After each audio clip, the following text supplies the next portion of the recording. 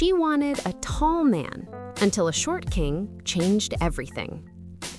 Emma always had a list. It wasn't just any list, it was the list, written in a pink notebook when she was only 15 years old. Dark hair, light eyes, perfect smile, successful, funny, and of course, tall. At least 6'1". That last part was non-negotiable. Emma grew up watching romantic movies where the leading man always swept the girl off her feet with ease, where she wore high heels and was still shorter than him, where the hugs were enveloping and protective. She wanted that. She deserved that. At 28, Emma had become a successful woman. She worked as an architect at a respected firm in Manhattan, had a beautiful apartment on the Upper West Side, drove a Tesla, and maintained an impeccable routine of gym and self-care. She was stunning, with her 5'7" height, brown hair that fell in perfect waves, and green eyes that captured anyone's attention. But something was missing. Someone was missing. Dating apps didn't help. Emma swiped left on any profile showing men under 5'11". It didn't matter how interesting the bio was, how beautiful the smile. If the height wasn't there, he didn't exist to her. Her friends laughed, said she was being too demanding, but Emma didn't care. She knew what she wanted. It was on a rainy Thursday in March that everything began to change. Emma had a crucial presentation for an important client, a businessman who wanted to build a sustainable office complex in Brooklyn. She spent weeks preparing every detail, every slide, every argument. She arrived at the meeting 15 minutes early, confident, impeccable in her navy blue suit and 4-inch heels. And then he walked into the room. Ryan Mitchell, the businessman. Emma felt her professional smile falter for a fraction of a second. He was short, very short, maybe 5'5", at most 5'6". She, in her heels, was much taller than him. Ryan had brown hair with slightly gray temples, modern frame glasses, a perfectly cut suit, and a warm smile that lit up the room when he greeted her. Her voice stumbled on the initial presentation, but Emma quickly recovered. Professionalism above all. During the presentation, however, something strange happened. Ryan didn't just listen, he participated. He asked intelligent questions, offered insights she hadn't considered, laughed at the little jokes she included on the slides to lighten the mood. His brown eyes sparkled with genuine enthusiasm when she showed the sustainability concepts. He wasn't just polite, he was truly interested. At the end of the meeting, Ryan extended his hand. His was smaller than Emma's, but the grip was firm, confident. He said he loved the project and would like to discuss some details over lunch the following week. Emma accepted, of course. It was part of the job. But as she drove back to the office, she couldn't stop thinking about how he had really listened to her ideas, how he had asked questions that showed he understood not just business, but architecture, art, vision. The lunch happened on a Tuesday in a charming Italian restaurant in the West Village. Emma arrived prepared to talk about pillars, beams, and timelines, but Ryan had other ideas. Of course, they talked about the project, but he also wanted to know about her. How did she become an architect? What inspired her? What was the most beautiful building she had ever visited? Emma found herself telling stories she hadn't told in years, about how, at 10, she drew absurdly detailed treehouses, about the time she convinced her parents to let her redesign the entire kitchen, about the trip to Paris where she cried with emotion seeing the Eiffel Tower for the first time. Ryan listened with an attention she rarely received, not just waiting for his turn to speak, but really absorbing every word, making connections, sharing his own stories. He told her about how he started with a small construction materials store he inherited from his father and transformed it into a sustainable development empire. He talked about the mistakes, the sleepless nights, the times he almost gave up. And he told her, with a vulnerability that surprised her, about how he always had to prove he was capable, that his height didn't define his ability, that he was more than first impressions. Emma felt something uncomfortable stir in her chest. She had judged him for exactly that, for his height, for the first impression. The lunch that should have lasted an hour extended to 3. When they finally said goodbye, Emma realized she was genuinely smiling, not the professional smile she used in meetings. In the car, she caught herself thinking about calling him, not about the project, but just to talk. This was ridiculous, she thought. He didn't even fit the list. But Ryan called first. He had an idea about the project. Could they meet for coffee? Of course, Emma said, trying to sound casual. The coffee turned into dinner. The dinner turned into a walk through Central Park. The walk turned into another walk and another, and then Emma stopped counting. In the following weeks, something extraordinary happened. Emma began to forget about Ryan's height, or rather, she began not to care. When he told a funny story and his laugh was so contagious that she doubled over laughing, his height didn't matter. When he sent good morning messages with little details he noticed about her, like her secret love for bad horror movies or how she always ordered pistachio ice cream, his height didn't matter. When he canceled an important meeting because she casually mentioned she was having a difficult day and showed up at her office with her favorite Thai food, his height definitely didn't matter. Emma began to notice other things. How Ryan had impeccable sense of style, every outfit perfectly tailored to his body. How he had an unwavering confidence that had nothing to do with inches, but with who he was inside. How he treated everyone around him with genuine respect, from the CEO to the building security guard.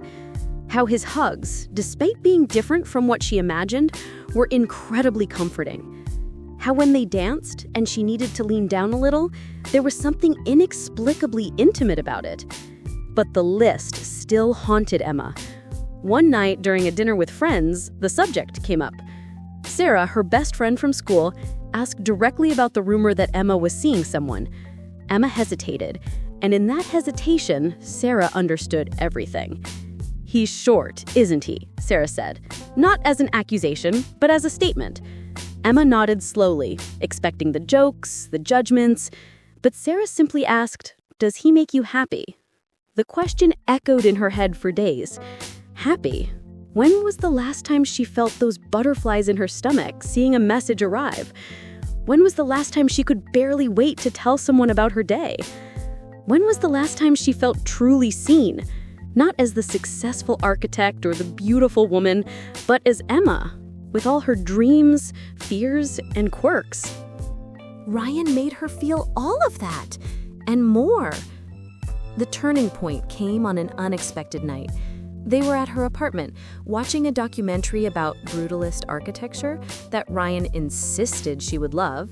He was right. When he simply paused in the middle and turned to her. "Emma, I need to tell you something," he began, his voice unusually serious. "I know I'm not what you always imagined. I know I'm shorter than the guys you would normally date. I see how people look when we're together. I see the surprise, sometimes even the judgment. And it's okay if this is too much for you. But I need you to know that I've never felt about anyone what I feel about you. You're brilliant, funny, passionate, and completely incredible. And I fell in love with you. Completely." The silence that followed seemed to last an eternity. Emma felt hot tears streaming down her face before she even realized she was crying. "Ryan," she whispered, her voice choked. "You changed everything for me. I spent so much time looking for a stupid list I wrote when I was a teenager that I didn't even realize I was looking for the wrong things. Height, appearance, all of that was so important until I met you. Until I realized that what I really wanted was someone who truly saw me, someone who challenged me, someone who made me want to be better. And you are all of that. You are so much more than all of that." She took his hand, small but strong, and intertwined it with hers. "I fell in love with you too, and for the first time in my life, I'm glad things didn't go as I planned." Ryan smiled that smile that now made her heart race and pulled her close. When they kissed, Emma thought about all the movie scenes she watched, all the cinematic embraces, all of the images she built in her head, and she realized that none of them, absolutely none, compared to the reality of that moment. That kiss, that embrace, that connection was more perfect than any fantasy, because it was real, it was imperfect, it was theirs. In the following weeks, Emma did something symbolic. She burned the list, literally. She took the pink notebook, tore out those pages yellowed by time, and set them on fire in a metal bowl on the balcony, Ryan beside her, both laughing like teenagers doing something forbidden. The ashes flew through the New York night, taking away years of rigid expectations and superficial standards. It wasn't always easy. Emma still noticed the occasional stares when they went out together, still heard the whispered comments when she wore very high heels next to him. Once at a firm event, a colleague made a tasteless joke about them, but Ryan simply put his arm around her waist, pulled her close with that unwavering confidence, and said with a smile, "Lucky for me, she sees beyond inches. Otherwise, she never would have found someone so amazing." Emma learned something fundamental in those months. Society sells a very specific image of romance, of relationships, of how things should be. Tall man with delicate women, physical protection as a demonstration of love. Dynamics that fit into predetermined molds. But true love, the love that transforms and endures, doesn't fit into molds. It's messy, unexpected, it defies expectations. It appears in the form of a 5'6" man who knows your favorite songs by heart, who remembers how you like your coffee, who challenges you intellectually, and supports you unconditionally. And you are all of that. You are so much more than all of that.